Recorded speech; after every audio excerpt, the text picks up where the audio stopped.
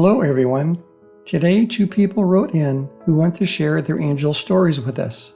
I hope they bring encouragement and make your day a little brighter. If you like this content, please like and subscribe to this channel. Thank you. Our first story comes from a mother who had an unexpected visitor soon after giving birth to her son. Here's what she wrote. It was 1:20 a.m. on March 13, 1973, when I gave birth to our son. It was a quick and easy birth. My husband was with me the whole time during the delivery. He stayed with me for another hour afterwards, and we were very excited about our new little boy. After he left, I could not fall asleep. I was just lying there thinking of the birth and our son. All of a sudden, a larger-than-life angel appeared right in front of me, hanging over the end of my bed. She had beautiful white shimmering wings that stood out at the back of her shoulders right down past her waist. I was not scared, but I did not know what was happening. I just stared as the angel spoke to me. "I'm coming to fetch the Batha baby."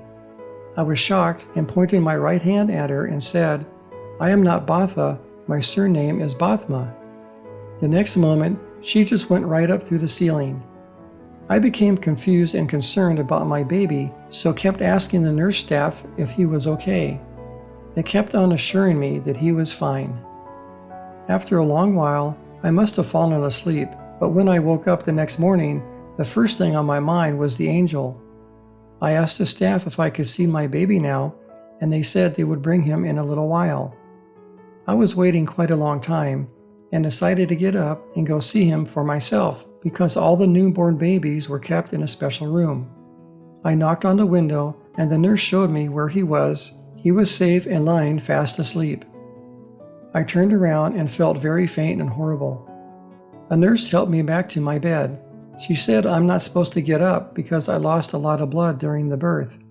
I told her that they kept on promising me that they would bring the baby and they didn't, so that's why I got up myself to see if he was okay. She said, "They will be bringing the baby soon. They are just a little busy at the moment.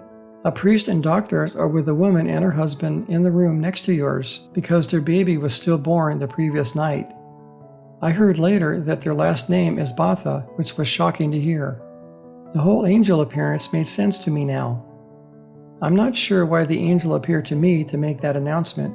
I can only guess that I needed that experience for some spiritual reason. But I do now have a deep faith in knowing that an angel of bright light will come to fetch me one day when it's time for me to leave this earth. That gives me comfort and peace. Our second story comes from a daughter who wanted to share something that happened to her father when he was a teenager. Here's what she wrote. I decided to tell this story because I believe it can give others hope when they are at a low time in their life. It was told to me by my father one morning as we were talking, and the topic of angels came up in the conversation. My father grew up in a very depressing home. His dad was an alcoholic. Many arguments went on in the home while growing up, so most of his days were spent outside the home. To keep his mind off that stress, he mowed lawns and played his favorite sport, baseball. He was a good ball player. The position that he had was catcher, which he played through high school. In his senior year, he found out that he would not be starting in the catcher position. Baseball was the one thing in his life he enjoyed, so hearing this news devastated him. He told me everything seemed to hit him at once, with the bad home life and now this. That year was a hot summer, and pushing through the sweaty heat doing his mowing jobs, little did he know that very soon his fortunes would take a turn for the better. Dad told me that one day, while mowing the lawn of one of his regulars, he was about a quarter of the way done with the job when a man walked up to him. He felt something different about him, but he couldn't put his finger on it. The man told him everything was going to be all right and that he was going to have a great life, and to just hang in there because there were good things to come. After the stranger said this to him, he looked at the job he had to finish and then back at the man, but he had disappeared, completely vanished out of thin air.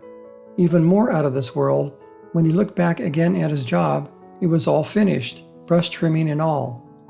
Confused, he did not know what to think. Just then, another man pulled up in a car next to him. He was the baseball coach from another team. He was not from just any team, but the #1 team in the area and a class up from the one he used to play in. The coach told my dad that he knew who he was and then asked if he would like to be their starting catcher for the coming year. Astonished, he said yes. I asked my dad why he had never told that story before. He told me, "The only other person who knows that story is your mom. If I told that story to anyone else, they would think I was nuts." But he assured me it absolutely happened. I have no doubt it's a true story, which taught me 2 things.